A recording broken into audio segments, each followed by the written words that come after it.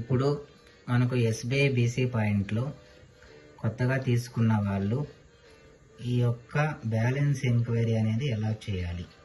Customer వచ్చి మాకు balance check చేయండి అంటే ఈ యొక్క బ్యాలెన్స్ ఎంక్వైరీ అనేది ఎలా చెక్ చేయాలి?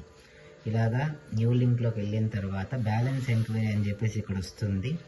దాంట్లో కస్టమర్ యొక్క ఆధార్ నెంబర్ని ఇక్కడ ఎంటర్ చేయాలి. ఎంటర్ చేస్తున్నాను చూడండి. కస్టమర్ యొక్క ఆధార్ నెంబర్ ఎంటర్ చేసిన తర్వాత ఇక్కడ బ్యాంకులు వస్తాయి.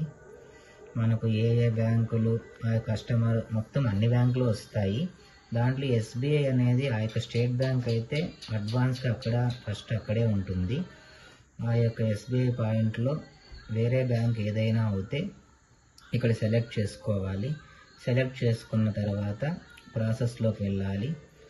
ఇక్కడ మొత్తం అంతా పాస్వర్డ్స్ అన్నీ అడుగుతుంది.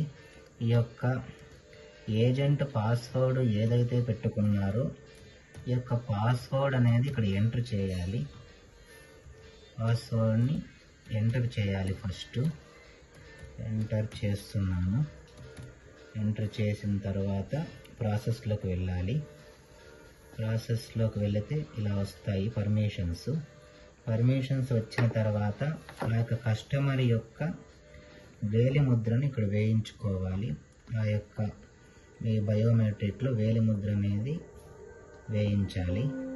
వేయించిన తర్వాత ఇలా ప్రాసెస్ అనేది ఇలా వస్తుంది. వచ్చిన తర్వాత